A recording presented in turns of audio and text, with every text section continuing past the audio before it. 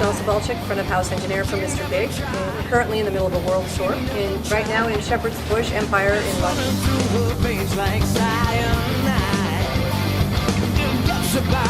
Right now I'm carrying a rack with a VoiceLive Rack from TC-Helicon, also TC delay, and TC Electronic M2000, and we've got a TC voice doubler.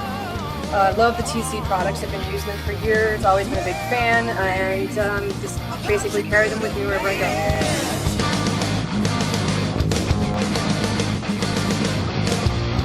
The VoiceLive Rack is great. It's very user-friendly, which is a big plus when you're on tour or doing live sound, because you need everything to be easily accessible. With the front panel, you just tap and go, whatever you need is right there.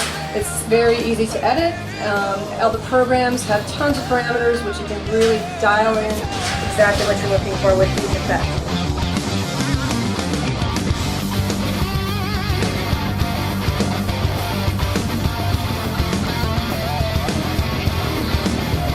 Okay, this one is something I use almost all night long on the lead singer. It's basically just a simple chorus, like it says. As far as what I do with it, I add reverb, which is a little bit of a plate, and I add a doubler as well, just to kind of fatten it up. And just use it pretty much standard as the way it is besides that. But the best part about it is, like I said, you can, along with the other reverb that I'm using on the singer, I can always pop this one in or out with just the touch of a finger.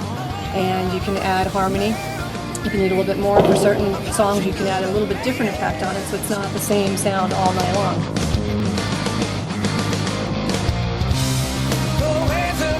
Recently experimented with the octave up doubler just to add a little extra punch in certain parts of songs for a little bit more of an effect. But these guys are pretty straightforward rock and roll, so we don't really use a lot of auto-tune, pitch correct kind of stuff, because we've got 4 great singers on stage doing great harmonies. And it's more just kind of thicken it up a little bit when you've got a loud rock band.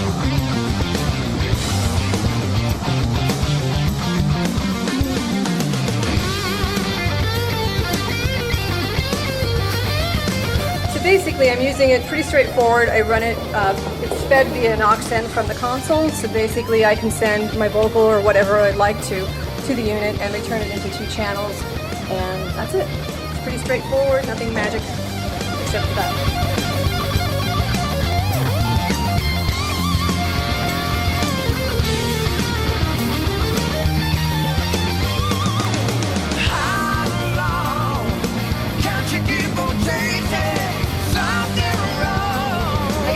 Sound right after high school. I was always into music. It was a big part of my life, and I always liked the technical side of things and being behind the scenes, not being on camera. But I just kind of had a curiosity about how things worked, and I used to take my old tape recorders. My dad had an old reel-to-reel, and I used to take it apart and fix it and put it back together, and take my turntables apart and try to make them play records backwards. But I always loved the technical aspect, and I just kind of started doing live sound. I worked at a little sound company. I worked for local bands.